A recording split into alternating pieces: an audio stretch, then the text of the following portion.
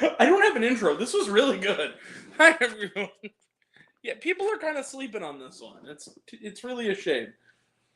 Hi everyone. It's me, Grant, the movie and TV guy. Welcome to Raise Up with Grant, everybody. Today we're talking about a movie, movies and TV. That is what we do here. Uh, and today we are talking about a movie you may not have heard of, and you may want to change that. And that movie is because movies and TV that we do here. The Inventor. The Inventor is a stop motion animated feature film. It is directed by Jim Capobianco. I hope I'm saying that name correctly. And it's co directed by Pierre-Luc Grandjean. I hope I'm saying that name correctly. And what is the film about? Well, it is a stop motion animated film in the Rankin Bass style.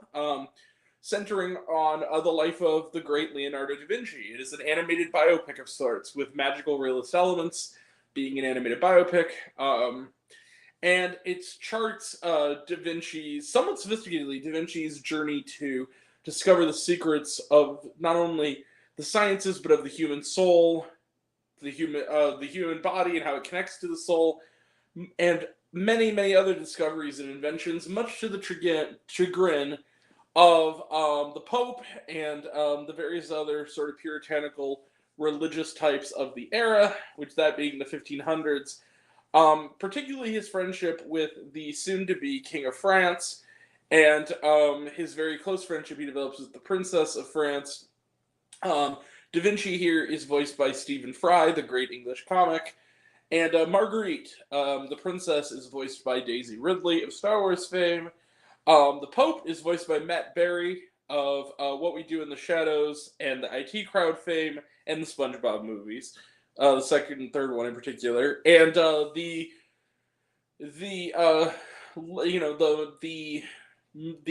mother Duchess, I guess, of France is voiced by Marion Cotillard. So really terrific cast. Luke, my brother, I will be seeing you very, very, very soon.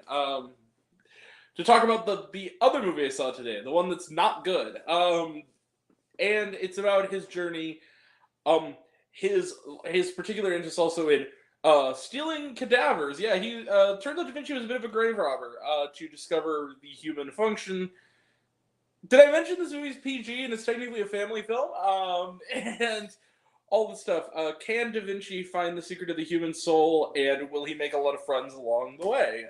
Let's find out. So, let the surprisingly sophisticated shenanigans begin. So, The Inventor's fantastic. I'm just gonna say it right now. This movie is kind of getting quite a bit buried. It is a independent production. It is by several production companies. There's about 12 production companies listed at the beginning of this film. It's a low budget stop motion effort, $10 million budget film, being released in the U.S. by the honestly kind of terrific independent studio Blue Fox Entertainment, who also did other recent gems this year, such as Mending the Line and my film of the week last week, Aristotle and Dante Discover the Secrets of the Universe. And they hit it out of the park again. The Inventor's terrific. And what I love about it is this is technically a family movie. It's rated PG. There's nothing too terribly offensive to kids outside of maybe the use of cadavers and a couple of artistic images of nudity. There's really not that much to this that's really all that awful to this. Nothing that'll offend kids, but at the same time, this is pretty damn sophisticated. I'll say this, if your child is precocious and really likes Fantastic Mr. Fox, they'll probably dig this movie. If your kid subsists on a diet of Nickelodeon cartoons and Minions, he'll probably hate this movie, or she will probably hate this movie. And I'll tell you why. I got a good sampling. I was in the theater. There was about 6 other people. They're only doing matinees at my other local for this, which is insane. There was a 2 o'clock show. I had to get kind of early for it. Early for me. Yeah, it is early. There was seemed to be a grandmother and an aunt of some kind, and these 2 boys, and they were enjoying it. Seemingly, the people next to me, it was a father, my age, maybe a little older, and his two young sons, who the kids were bouncing off the walls, for the first hour until about an hour in, dad decided, the kid said, "I'm bored, I want to leave," and the dad walked out with the kids. They never came back for the last 30 minutes of it. So, who knows? It's also only 90 minutes, I should point out. 92 minutes. It is very heady, and it deals with a lot of themes. It's very thematic in its content. It deals with a lot of things such as sort of the religious repression, about science, and how it relates to the human body and the human soul. It's about, and there are some songs in the movie, there's some songs, but it's not necessarily a movie that has a lot of jokes in it. There's some dry humor in it, and some very, very deadpan, funny humor in it. But it's not jokey. There's no pop culture references. It feels like the kind of animated film you would see in the 90s, that when Balto and American Tail were kind of prominent. It feels like a relic of that era. And I don't mean relic in a bad way. I mean they don't make enough of these types of movies anymore. The animation is beautiful. I really dig the very modest style of it. I like the fact that they all look like wood puppets. I really digged the occasional flourishes where they will go into other animation styles, particularly hand-drawn. Reminded me a lot of the illustrations from The Little Prince. I love this movie. This is a movie that is very much, honestly, probably just more for adults. Maybe. I don't know, but even the reviews have also been relatively positive. It has about a 74 on Rotten Tomatoes, and a lot of the negative reviews, all they're really saying is kids won't like it very much. Okay, here's the thing. Did you like it? Who cares if kids would like it? Did you like it? Come on now. Now, I think this movie is really underappreciated. It's basically been left to die on us, in the doldrums of the sort of transitional period between summer and Oscar season. It deserves better than that. This is a gem. This is a diamond in the rough. Another gem from Blue Fox Entertainment. I loved it. I love The Inventor. This is terrific. It is a shoo-in at this moment. I still have one more film to watch tomorrow before I can fully decide. It's pretty much a lock for my film of the week this week. So, just about.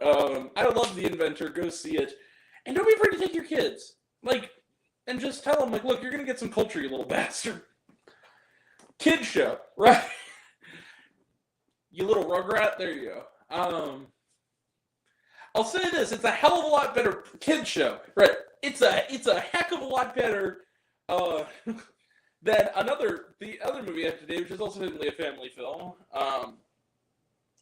The Inventor is terrific. It is a wonderful animated feature, and you know what? I'm gonna do it.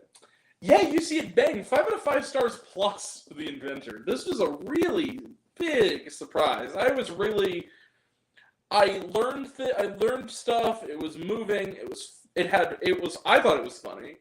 It had a lot of heart and just a wonderful, effervescent modesty to it. I really dug this flick. I really, really love this movie. All right. 5 out of 5 stars plus for The Inventor. One of the year's best films, probably. It's fantastic. Just go see it. It's really good. It's worth your time. So 5 out of 5 stars plus for The Inventor. Let's close the book on it.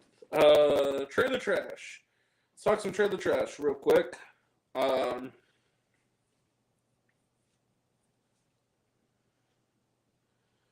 Wonka, talked about it, looks good. Migration, talked about it, looks good. Wish, talked about it, looks good.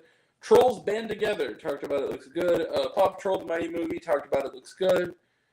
And was there shawarma? Yes, during the credits and after, there was shawarma. There was behind-the-scenes stuff and a blooper during the credits, and then there was a scene after the credits. So yeah, worth sticking around for. All right, that is it. We will be back right after this.